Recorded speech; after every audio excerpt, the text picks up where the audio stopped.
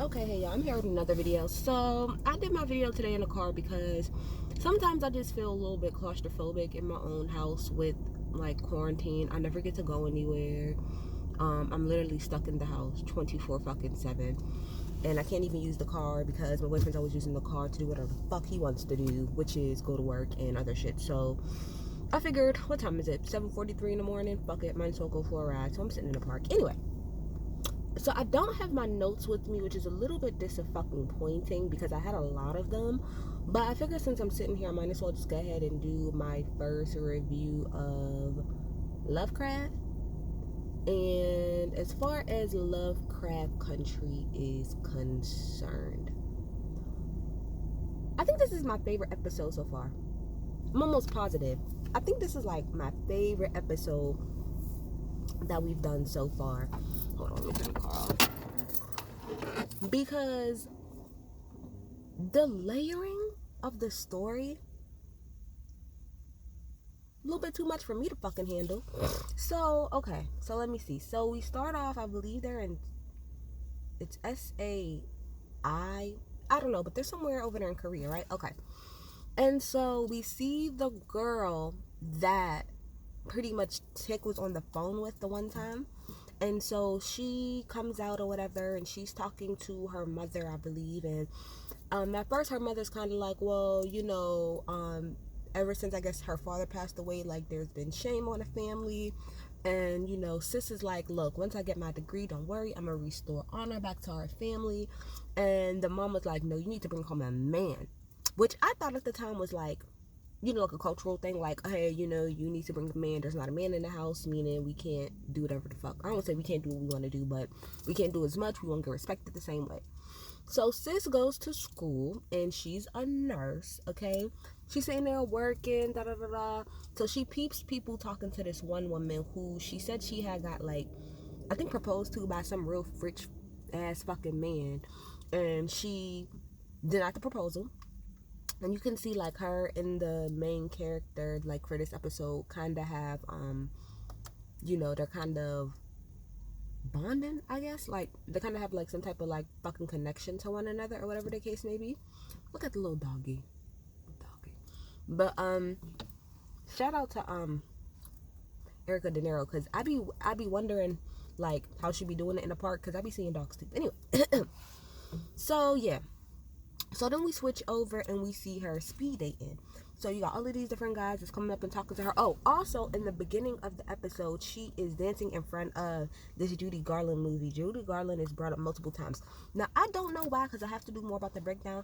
But I feel like Judy Garland was like to represent like the peak peak whiteness, like peak what, like at that time, what a woman or what a woman, no matter what the color, but would want to kind of like achieve or be.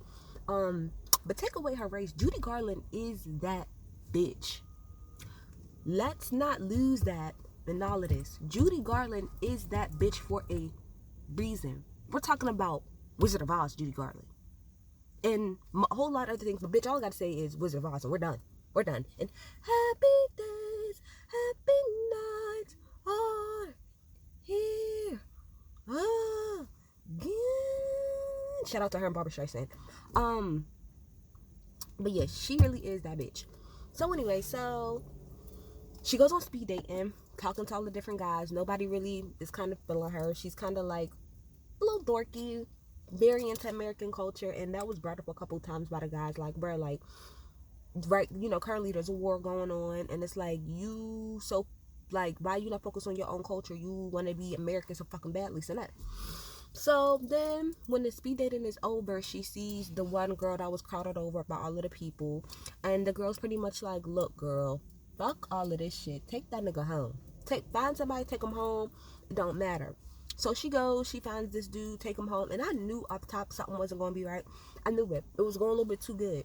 They get to her room, go back to the crib, she take everything off, she bomb as hell too, take everything off. This nigga like, yes, I'm about to get it. Gets up in there, bow, bow, bow, bow, bow, and right as he's climaxing, the tentacles come out. The tentacles. Now, I wasn't too surprised by that, because that is the lane that we've been kind of going in, so that wasn't super confusing to me. It didn't even really throw me off all like that. I knew something was gonna happen. The tentacles part did creep me the fuck out. But what you notice is that when she did all of that, pretty much she could see like that a man's entire like life, like what would have happened pretty much if he would have like lived, I guess. After she tentacles him up, the man explodes, and I'm just like, bruh, Lovecraft, y'all in these gory ass fucking scenes, I stand, but I'm a little confused and I'm a little concerned. I'm a little perturbed, just a tad bit, just a tad bit. So then, you know, the mama come in the room and she's like, all right, you got 10 more. I said, bitch, what? 10 more what? 10 more what? Okay, so do all of that. So then afterwards, I'm trying to remember, because this was a really good episode and it's important and a lot of shit happened. I'm trying to remember. Okay, so if I remember correctly, after that, you know, this is when we kind of get an explanation of what's going on. So, mama comes out. So next day they have a conversation, the mama and main character. They're having a conversation and the mama pretty much is telling her, you got 10 more souls left. So pretty much what it is that, okay, the mama summoned up something called, is it the shaman? No, shaman is the person that they brought her to. I can't say it, but it's Kuhi, some type of spirit in her, right? And in her daughter, because that's who she is. But until she gets 100 souls, once she gets 100 souls, she will become human again. But until then, she's gonna stay the monster that she is, like that's within her. So now the thing is, pretty much we gotta work to try to hurry up and get these souls, girl. So as time going on, you know, she's getting this person, but eventually, you know, she stops for a little bit, because I'm pretty sure it was fucking with her spirit to keep, even though she's a monster, it was still probably fucking with her that she kept ending these people's lives left and right. So then we see a scene with her and her friend, like I said, the friend that was all popular, and they're walking or whatever, and you know, they're just having a conversation about what's going on in the communism and all this other stuff. And the friend pretty much admits, without admitting it, that, you know, she's like with the communists. And then right after she says that, you see like this truck roll by with a man in the back or whatever, and they're calling him a communist, and they literally string that nigga up in front of everybody and just leave away. And that woman did make a good point. She was like, at the end of the day, like, we're all humans, and look at the U.S. soldiers. The U.S. soldiers, they wasn't doing shit. They wasn't doing shit. So, oh, also, sorry, before that, I don't know if this is after or before, but whatever. The mom and the main character have a conversation, and she pretty much is saying, like, the mom is like, you haven't brought nobody here in a month. You only have, I think, like, one more soul to go, and you just bullshitting pretty much. And she's like, well, you know, there's a lot of, you know, people at the hospital that's wounded and all of this other stuff. And she's like, look, at the end of the day, it's fuck the ops. That's what she said in, like, my language. Fuck the ops. The Japs and the fucking Americans come there to protect us, and all they do is rape us. And guess what? That's a fact. That's what happens a lot, you know, in like war times, and you send them over to a foreign country to go and protect people, and then they raping people left and fucking right. So it's like, fuck y'all too, okay? So then, I'm trying to think what happens before anything else. I don't remember, so let's just get to the part. So then, okay, we get to a part where she goes to work, and everybody in her shift is pretty much lined up by like a U.S. soldier. And the U.S. soldier pretty much says that they found out, I'm sorry, I'm cold, y'all, I gotta turn this car on. It's like 43 degrees. It's 43 degrees here. Like, summer didn't even say goodbye. It just left. So they're like, yeah, so we heard that there's a communist in this camp, because somebody was like sending, you know, secrets back and forth. They're like, we know that they're on this ship. Lined them up, asked the first person, was it you? She says no. Shot him. That first shot did take me aback just a little bit. I was trying to prepare myself a little bit, but it did take me aback a little bit. The next person came. Did you do it? No. I believe he shot. No, he didn't shoot her. He was about to shoot her, but he ran out of bullets. So he told a soldier to come over here and do it. The soldier was who? Tick. So Tick comes over, boom, shoots the woman in the head. And then he about to shoot the main character of the episode, but her friend jumps in and is like, no, it was me. They knock her out. They take her away. Never seen the woman again. Now, I'm sorry, we're bouncing around from like summer to fall. I believe we're now going into fall of 1950. Sorry, that's the year. The year is 1950. So then we fast forward, okay? and my good sis is in the hospital working again. She comes in one day, who she see on the bed? Tick, dumbass. So she is so fucking mad. I thought sis was gonna, like, when she went outside and her hands was red, I thought that she was going like pull a Ruby and like transform it to something else, because that's how mad she was. But no, she calmed down. She was in her head like, I'm gonna get this nigga. And in the back of my head, I'm like, get this nigga, Tick. This is one of the only times I was like, fuck Tick. And I understand that he was just doing what he needed to do and it's all of this stuff, but nah, take his soul, sis. That's where I was with it. I was like, take his soul, sis. So she goes, tries to sit down, have a conversation with him.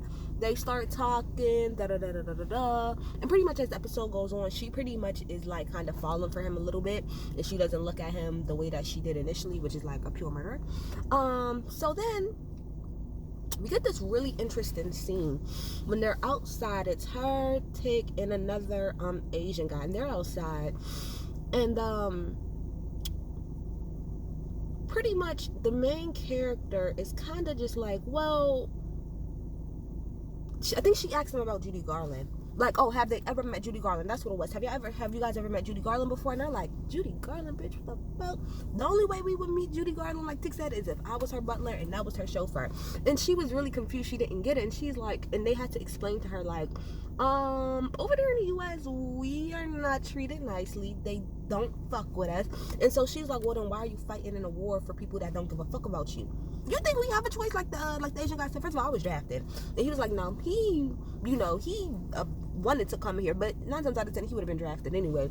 But I like that part because I never really thought about it this way, but overseas, at the time, 1950s, ain't no real internet, ain't none of that going on. So I'm pretty sure from anybody who's overseas, any type of American, black, Asian, white, it didn't matter to them. Y'all probably, in their eyes, y'all all privileged, y'all all full of shit, and y'all all pretty much walk the same type of life, when that's not the case at all. So I love that itty bitty little bit. I love that, because I never really thought about the fact that people back then overseas probably did think that all of us was just like kind of the same and treated the same, and no, that's not how it is. We were literally fighting for a country that, like he said, when we go back home, says fuck us. So wasn't the best situation, and I think that's kind of what sparked her to kind of get a little bit about him.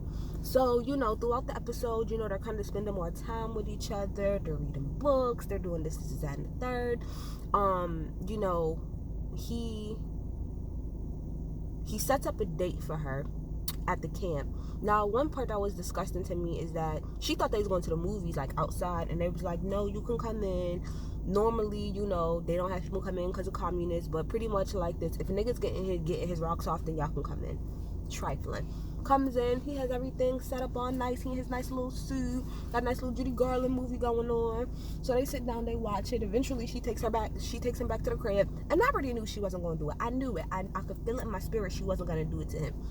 Get back, they start to kiss, they start to do a lot, and she, I guess, starting to realize, like, bro, like, I don't think I can control what's going on. So before it get too hot heavy, get the fuck out. Get out. So she kicks him out. Or whatever. Wait, I'm trying to think, did that scene happen before or after? I think I missed an important scene, because I think this is before Tick. Before she meets Tick, one of the last people that she took and she blew up all over the place. First of all, I want to understand how they get all of that blood the fuck out of them carpets and everything around her, because she does it multiple times, and the mom is some way, somehow is able to get all that blood out. That's disgusting. I would not be able to keep cleaning that shit. Oh my gosh, that's nasty. But anyway, after the one time that she had somebody and they exploded, we didn't see that part. But however,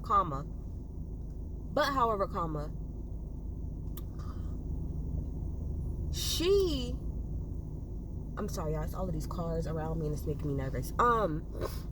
She had a conversation with her mom, and her mom pretty much is saying, like, look, you got one more soul to go, and pretty much says that the main character is like, well, I seen, like your husband's, my father's life, like, and he loved me. And she's like, yeah, he loved you, but it wasn't a good type of love. And she's like, well, how do you know? Come to find out, the father was molesting her, well, abusing her. I don't know if I'm allowed to say that on YouTube, but abusing her. And so the mama conjured up the spirit in her daughter to pretty much get rid of the father. But when she went to the the witch doctor, which I think they call this the shaman, whatever it's called, she told her that there would be a high price to pay, but she didn't realize like that this would be the price or whatever. So I'm sorry, now I'm hiding. So fast back forward. So after she kicks Tick out or whatever, she has a conversation again with her mom, and her mom is just, well, she tells her mom like, I can control, like my tails, which come to find out, Nine Tails, aka Naruto. We'll get there in a second. And she was like, you told me this whole time that I couldn't feel anything, and I feel for him. I can control my tails or whatever, and at the end of the day, you don't really give a fuck about me. You just trying to hide your own disgust and shame, because you pretty much got into a relationship with this man knowing that I wasn't unwedded. Pretty much you were saying like, you put me in that position, and you know that you did, and to make yourself feel better, you want me to do all of this to become your quote unquote daughter again. And so they have that conversation. I'm trying to think, y'all. There was a lot that happened this episode. So then I think we get to like the last scene. Well, before we get to the really last scene, her and Tick, they spend a lot of time. I think this is around winter 1950. Now they're still together, having a good time. They go somewhere. Now she's reading him this book, right? And the books talk about the Nine Tails, and how the Nine Tails spirit in this world is pretty much summoned up by, like, I think it's like a woman's spirit. It's a spirit that's pretty much conjured up to help women who are like in distress or whatever. And also I want to say before that, her mom told her the only reason that Tick gives a fuck about you is because he doesn't truly know who you are. If he truly knew the monster that you was, he would not fuck with you at all. So she said that to him, and I feel like that was her trying to like lead him into it, but she never said what it was. She never fully explained any of it. She just kind of said what it was. So then, Tick tells her pretty much, that he has, the right to go back home now, and, he wants her to come with him. And she's like, no, no, it's fine. And he says to her, there's nothing that you could ever tell me that would make me not care about you. And I said, oh shit, here we go. So sis took that the fucking heart. Sis took that shit the fucking heart, okay? She took him back to her crib or whatever, started doing him, and tentacles popped out. Bruh, that was so fucking scary. It was so fucking scary. She put her little thingies into his eyes, and you see all the different flashes of his life, like the fact that he was laying in bed with some other girl. Then you see him get a one-way ticket to shit, like a one-person ticket to Chicago. Then you see him get baptized. Then we see a little vision of Letty. Then we see him like strapped up to this thing, and it looked like he died. And so she pops up and she's like, no, don't go back. You're gonna die. You're gonna die. Of course, he's freaking the fuck out. He's the hell out of there. He ain't got fucking time. He done. So he runs. And so at the end, we see her and her mama go, I think it's to the shaman village, the same person who conjured up the spirit, go to her, and we see the fox, the Nine-Tails fox, which again, if y'all watch Naruto, which I barely do, but I do a little bit, then you kind of see like how that's kind of all tied in, Nine-Tails, Naruto, spirit, all that good shit. Okay. And so, the mom is pretty much like, look, I want this whole thing to end. I don't give a fuck what I gotta do, but I need this shit to be done and over with. And then the main character asks, I'm sorry that I don't know her name, y'all, and I'm pissed I don't have my notes. I'm so sorry. But she asks, like, will Atticus die? And we didn't get the fucking answer. I don't remember what she said, because I think she said, like, you'll see, like, more deaths before your actual journey is over. But she didn't answer the question. All I'm saying is this episode was probably one of my favorite episodes so far. It was so fucking layered. It had a lot of, like, it wasn't too much as far as the racial, like, overtones. Like, it was racial undertones that was talked about, war things. It was a lot of different things that they hit in an hour. And it was done amazingly. The cinematography,